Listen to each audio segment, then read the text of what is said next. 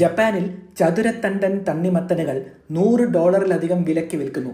പക്ഷേ അത് കഴിക്കാൻ ആളില്ല. ജപ്പാനിൽ കർഷകർ സമചതുരത്തണ്ടൻ തണ്ണിമത്തനുകൾ വളർത്തുന്നു. ഇതിന്റെ രുചി മികച്ചതായത് കൊണ്ടല്ല, പകരം ഫ്രിഡ്ജിൽ എളുപ്പത്തിൽ അടുക്കി വെക്കാൻ പറ്റിയത് കൊണ്ട് മാത്രമാണ്. ഈ പഴങ്ങൾ ഒരു ലക്ഷറി പ്രതീകമായി മാറിയിരിക്കുന്നു.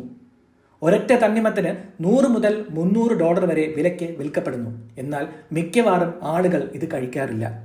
1980കളിൽ ഒരു ജാപ്പനീസ് കർഷകൻ ഉരുണ്ട തണ്ണിമത്തനുകൾ ട്രക്കിൽ നിന്ന് ഉരുട്ടി ക്ഷീണിച്ചിരുന്നു. അദ്ദേഹമാണ് ഇതിനൊരു പരിഹാരം കണ്ടത്. ഗ്ലാസ് ക്യൂബ് മോൾഡുകളിൽ തണ്ണിമത്തനുകൾ വളർത്തി അവയെ സമചതുരമാക്കി മാറ്റി. ഈ ആശയം വൈറലായി. സമചതുര തണ്ണിമത്തനുകൾ പണക്കാരായ ബിസിനസ്സുകാരുടെ ഇഷ്ട സമ്മാനമായി. ഇവ പഴുക്കുന്നതിന് മുൻപേ പറിച്ചെടുക്കുന്നു. അതിനാൽ ഇവ കട്ടിയുള്ളതും സമചതുരവുമായി നിൽക്കുന്നു. ഇതിന് പക്ഷേ വലിയ രുചിയില്ല. വാങ്ങുന്നവർ ഇത് പ്രദർശിപ്പിക്കാൻ മാത്രമാണ് ഉപയോഗിക്കുന്നത്. ജപ്പാനിൽ പിരമിഡ് ആകൃതിയിലുള്ള തണ്ണിമത്തനുകളും വിൽക്കുന്നു.